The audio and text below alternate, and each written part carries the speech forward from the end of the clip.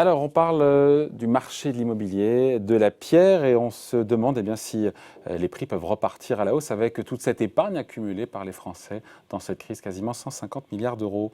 Bonjour Pierre. Bonjour David. Pierre Sabatier, économiste, président du cabinet PrimeView. Déjà, avant de parler de la hausse des prix éventuelle du fait de cette épargne plantureuse, déjà, ça fait un an de lutte contre le virus, plusieurs confinements, et le marché immobilier, inversement, pour le coup, n'a pas flanché. Contrairement à ce que beaucoup d'oiseaux dans les augures ou beaucoup d'observateurs avaient prédit, à tort, le marché immobilier a tenu bien au contraire. Mhm. Alors c'est vrai. Alors attention quand même, quand on parle d'immobilier, de quoi parle-t-on, hein? On parle d'immobilier résidentiel, de On parle du commercial, résidentiel de en France. bureau. Alors résidentiel. Alors lorsqu'on regarde le résidentiel, effectivement, en fait, l'immobilier n'a pas flanché parce que l'immobilier est sensible à deux phénomènes assez simples, celui des revenus évidemment et celui du niveau d'endettement. Or, qui constitue tout simplement la capacité des ménages à pouvoir acheter, à pouvoir mobiliser de l'argent pour concrétiser en fait une envie d'acheter sa résidence principale ou d'immobilier locatif. Or, sur le plan des revenus, qu'est-ce qu'on a vu, malgré cette crise d'une ampleur inédite depuis maintenant un siècle, sur le revenu des ménages concrètement? Eh bien, l'État s'est mis en face pour éviter justement qu'il y ait une discontinuité de revenus ou un choc sur les revenus des ménages. Et on a constaté le fait qu'il n'y avait pas justement de décrochage des revenus. Donc, sur le plan des revenus, les ménages n'ont pas subi une perte en pouvoir d'achat liée à l'explosion du chômage, les licenciements massifs, etc., puisque tout simplement, à travers les mécanismes de chômage partiel, Ouais. on a protégé les Donc c'est revenus. grâce quelque part au chômage partiel, enfin l'activité partielle Évidemment. du gouvernement, Mais que les ça prix regarde. immobiliers n'ont pas chuté. Ah, c'est évidemment grâce à l'ensemble des béquilles qui ont été mises en place. Il suffit, en fait, le raisonnement aurait été lequel sinon? En gros, vous aurez eu des entreprises qui auraient fait faillite. De fait, quand vous faites faillite, vous ne continuez pas de payer les gens, hein. Donc vous aurez eu beaucoup plus de chômage, avec une vraie discontinuité de revenus, des situations qui deviennent difficiles, alors qu'elles étaient de manière prévisible tout à fait confortables pré-crise. Et là, évidemment, vous auriez eu même, je dirais, une mise en difficulté des banques qui avaient suivi, en fait, beaucoup de ménages qui auraient subi les conséquences négatives de la crise. Donc, tous les mécanismes de soutien et de protection à la fois des faillites des entreprises et de soutien de revenus des ménages contribuent et ont contribué évidemment à la préservation du pouvoir d'achat des ménages, à la visibilité aussi associée, permise, on va dire, pour les établissements prêteurs sur les gens qui empruntent pour acheter, à savoir que l'État finalement leur a donné ce message, le message suivant, tout simplement, n'ayez pas de crainte quant à la discontinuité de revenus des gens à qui vous avez prêté.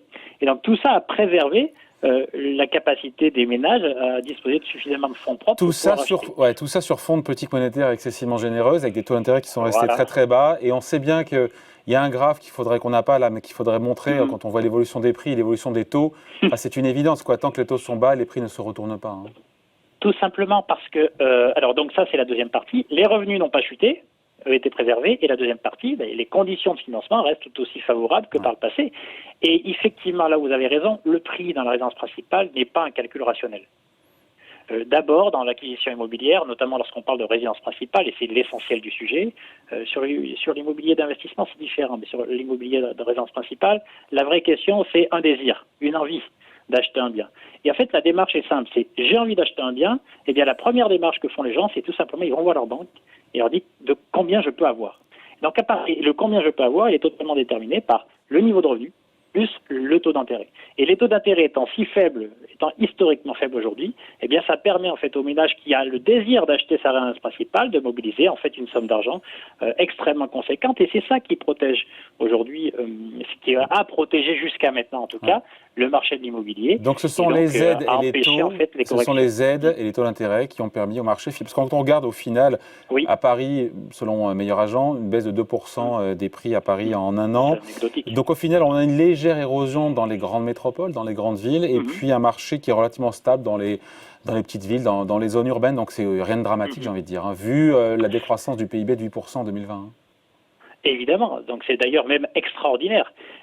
C'est un peu à l'image de la résilience des marchés financiers face à une situation de l'économie réelle, s'il n'y avait pas eu d'aide, qui était vraiment catastrophique. Eh bien, vous avez une forme de déconnexion, de schizophrénie entre la très bonne tenue finalement des marchés d'actifs, qu'ils soient financiers ou immobiliers, et l'économie réelle qui se traduit par le produit intérieur brut, c'est-à-dire la richesse qu'on a créée l'année dernière, qui était substantiellement inférieure aux années qui précédaient.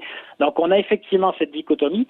Jusqu'à maintenant, elle est tout à fait compréhensible. La question qui va se poser derrière, c'est véritablement celle plutôt... Alors, pas tellement le choc sur les revenus parce que pour le coup, en gros l'État s'est mis en face, pas tellement sur les niveaux de taux d'intérêt, quoique c'est pas tellement le niveau de taux d'intérêt qui va interroger, plutôt que l'appétit toujours aussi important des banques à accepter des dossiers qui deviennent entre guillemets moins favorables. Donc c'est pas le niveau, c'est pas le prix en fait c'est pas le taux d'intérêt qui va rentrer en ligne de compte, c'est plutôt le oui ou le non de la part de la banque quant à accepter de vous financer le dossier. Donc ça, il va falloir quand même l'observer dans le temps.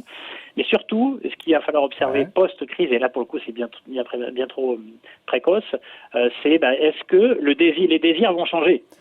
Quand on écoute les Français, 25% des Français qui disent avoir épargné depuis le début de la crise, un quart veulent investir dans la pierre. Et on se dit que c'est peut-être de nature, pour le coup, à faire monter les prix, si entre le désir et le passage à l'acte, il y a un pas que parfois certains ne franchissent pas. Mais sur 165 milliards d'euros d'épargne accumulée depuis le début de la crise, c'est Philippe Crevel, le patron du Cercle de l'épargne, qui disait mais lui, il voit bien 20% de cette manne s'investir, encore une fois, dans l'immobilier. Si c'est le cas, quand on sait que l'offre est assez tendue, pour le coup, est assez contrainte, on se dit que les prix, et c'est ma question, et c'est celle que tout le monde attend, que les prix vont monter, vont se repartir à la hausse. J'ai envie de dire, je suis d'accord sur le fait que cet argent et cette épargne, et d'ailleurs on le voit déjà ailleurs, c'est-à-dire qu'aux États-Unis, vous regardez en fait ce que font finalement les ménages des chèques qu'on leur donne, ils ont beaucoup épargné, beaucoup investi notamment dans l'immobilier. Donc effectivement, ce raisonnement il est le bon. Après la question, lorsqu'on a commencé par ça, l'immobilier c'est une énorme classe d'actifs. On parle de résidentiel, de commercial, d'hôtellerie, etc. Maintenant revenons sur le résidentiel, la question qui va se poser c'est où vont-ils vouloir acheter ? Est-ce que c'est de la résidence secondaire dans des zones qui sont plutôt reculées? En réponse en fait à la crise sanitaire qui a vu les gens se confiner, ils ont pris conscience finalement de leur confinement naturel dans une ville, dans une grande métropole. Donc la vraie question elle est là, où est-ce que cet argent-là va se déverser? Est-ce qu'il va y avoir une inversion des flux, à savoir une inversion des flux de personnes qui jusqu'à maintenant étaient systématiquement positives dans les grandes métropoles et négatives dans les zones très déconcentrées? Est-ce qu'on va voir une inversion des flux, à savoir que les gens vont avoir moins d'aspiration à aller dans les zones très concentrées et plutôt dans les zones décentrées ou déconcentrées? Donc ce qui va être intéressant, c'est qu'on pourrait tout à fait avoir finalement un marché d'immobilier qui fonctionne à l'inverse de ce qu'il a fonctionné au cours des dernières décennies, à savoir des centres métropolitains qui voient leur prix finalement se maintenir mais plus connaître les mêmes appréciations que par le passé, avec des zones cette fois très reculées où les prix de l'immobilier sont beaucoup moins gonflés, beaucoup moins hauts et beaucoup moins élevés que dans les zones très concentrées, qui pourraient voir là leur prix substantiellement augmenter. Et on le constate déjà, dans les zones les plus reculées, beaucoup de maisons secondaires, en fait, c'est un peu le renouveau de la maison secondaire qui, pour des urbains, en fait, ont pris conscience de l'exiguïté finalement de leur cadre de vie et viennent chercher, entre guillemets, une bouffée d'oxygène dans des zones dans lesquelles je dirais, les gens ne portaient pas le regard jusqu'à maintenant. Donc on pourrait très bien avoir effectivement un environnement et un contexte favorable au marché de l'immobilier résidentiel, mais la question qui va falloir se poser, c'est où? Et ça, pour y répondre, il va falloir vraiment suivre de très près l'évolution du désir des gens qui possèdent cette épargne, donc, et qui sont urbains. On se dit quand même que tout est fait pour pousser le prix de la pierre toujours plus haut, encore une fois, avec tout ce qu'on a dit. Après, reste à savoir les zones effectivement qui vont en profiter, entre Paris, la province, les régions, les zones rurales ou les villes moyennes, mais tout pousse quand même à ce que, au travers de tout ce qu'on a dit jusqu'à présent, pour que les prix soient plus élevés. Oui. Alors il y a un danger quand même à tout ça, évidemment, c'est que lorsque les prix montent, vous n'êtes pas sans savoir qu'en général les loyers montent aussi, même s'ils suivent en général pas tout à fait le même rythme d'appréciation, mais ils montent aussi.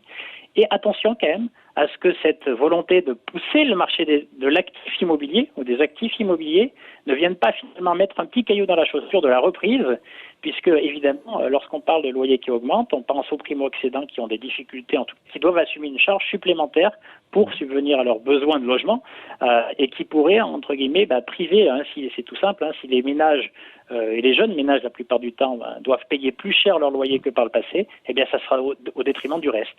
Et donc, on doit aussi s'interroger, attention, le marché de l'immobilier doit se piloter avec doigté, on va dire. C'est-à-dire que, évidemment, il faut le soutenir parce qu'il y a beaucoup de gens qui ont investi, et donc c'est une question de visibilité. Et d'ailleurs, s'il décrochait le marché de l'immobilier, ça mettrait en difficulté l'ensemble de notre système financier, de notre système bancaire qui le soutient. Donc, il faut le préserver, le piloter, mais pas non plus en fait aller trop loin dans le soutien parce que au final, c'est quand même un marché qui interagit directement avec la vie réelle des gens et donc ça vient leur ponctionner du pouvoir d'achat qu'ils pourraient dépenser pour des choses qui sont plus productives que la simple pierre. Après, quand on écoute certains agents immobiliers, il y a beaucoup d'attentisme entre les acheteurs et les vendeurs. Est-ce que ça pourrait pas quand même à court terme, en tout cas en 2021, finir par impacter le marché de l'immobilier ? Cet attentisme, sur fond de, même si il y a une reprise qui est peut-être pas aussi forte et qui est décalée dans le temps, peut-être un taux de chômage qui va augmenter. C'est difficile à dire. Non, en fait, vous savez, les ajustements de prix dans le marché de l'immobilier, c'est vraiment le paquebot par rapport au marché action et au marché financier. On peut avoir tout à fait attentif sans voir des prix baisser. Parce que qu'est-ce qui va pousser... En gros, la question fondamentale, c'est est-ce que le vendeur est dans l'obligation de vendre? Ouais. Si effectivement il est dans l'obligation de vendre, évidemment les prix s'ajusteront vite. Et en fait, dans le marché de l'immobilier, qu'est-ce qu'on constate? On constate souvent que les vendeurs, qui sont souvent d'un âge avancé, en réalité préfèrent attendre. Et il faut vraiment du temps. Il faut que le marché se grippe pendant longtemps pour que les ajustements débutent. C'est pour ça qu'on prend vraiment l'image du hors-bord pour les marchés actions et du paquebot pour les marchés de l'immobilier. C'est parce que avant que, en gros, le vendeur s'ajuste à une évolution de la demande, eh bien, il faut vraiment que la demande ait structurellement changé. Or, vous l'avez évoqué, on l'a déjà évoqué, les revenus sont protégés, les niveaux, les conditions de financement sont protégées, en tout cas, c'est les discours que portent aujourd'hui les banquiers centraux. Donc, tout ça fait que il est difficile d'imaginer que ça soit le grand soir pour le marché de l'immobilier et qu'on peut avoir de l'attentisme et voir les prix décélérer très fortement. Tant qu'on a ces deux conjonctions de facteurs, à savoir revenus protégés et conditions de financement protégées, ça paraît quand même être un pari osé. Bon voilà, explication signée Pierre Sabatier, économiste et président du cabinet PrimeView. Merci Pierre. Merci David. Bonne journée, salut.